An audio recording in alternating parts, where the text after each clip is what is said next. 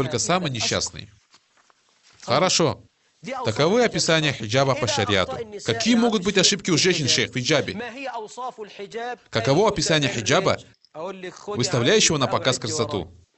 Первое.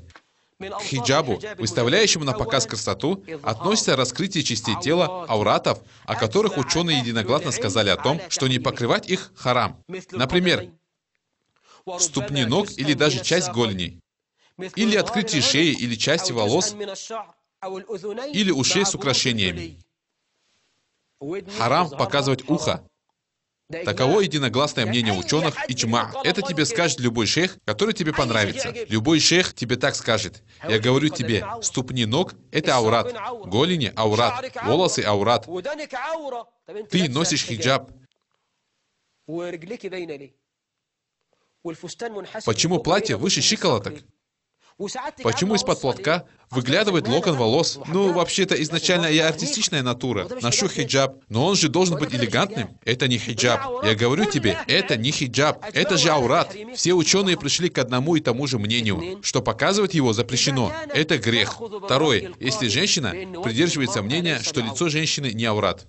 Я принимаю это. Все, шейх, я убедилась в правильности этого мнения. Сейчас я не буду ссориться из-за этого. Все, я покрою все свое тело, кроме лица и кистей рук.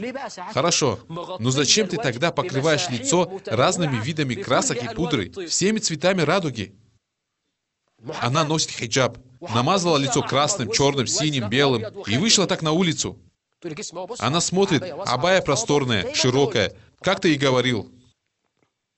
Так зачем выщипывать брови? Ты говоришь о религии. О религии. И в то же время накладываешь на лицо половину краски земного шара. Я ношу хиджаб, наложила краски и выщипала брови. Зачем? Разве ты не знаешь, что пророк, мир ему и благословение Аллаха, проклял женщину, выщипывающую брови, и ту, кто выщипывает их другой женщине? Одной женщине однажды сказали, что пророк проклял женщину, выщипывающую брови, и ту, кто выщипывает их другой женщине. Она сказала, братья, ну не всем же Аллах сделал тонкие брови. Посмотрите, как она говорит о религии. Так можно говорить на заваленке, но не тогда, когда говоришь о религии. Она не говорит, Аллах сказал так-то и так-то. Она не говорит, посланник сказал. Третья ошибка. Если женщина носит никаб. Какая-то женщина носит никаб. Маша Аллах. Некоторые сестры, которые носят никаб, да наставит их Аллах, сейчас носят подобие платка. Нижняя часть платка доходит только до низа шеи. Никаба не спускает до половины носа. Платок она носит над выщипанными бровями. Глаза подкрасила, приукрасилась и пошла вот так. Скажи мне ради Аллаха, это никаб? Это не то, что имел в виду наш Господь. Никаб должен быть таким? Это никаб? Что ты сделала? Ты так делаешь большую фитну, чем если бы ты раскрыла волосы. Побойся Аллаха. Побойся Аллаха в себе, в твоей религии. Открой глаза настолько, чтобы видеть дорогу и все.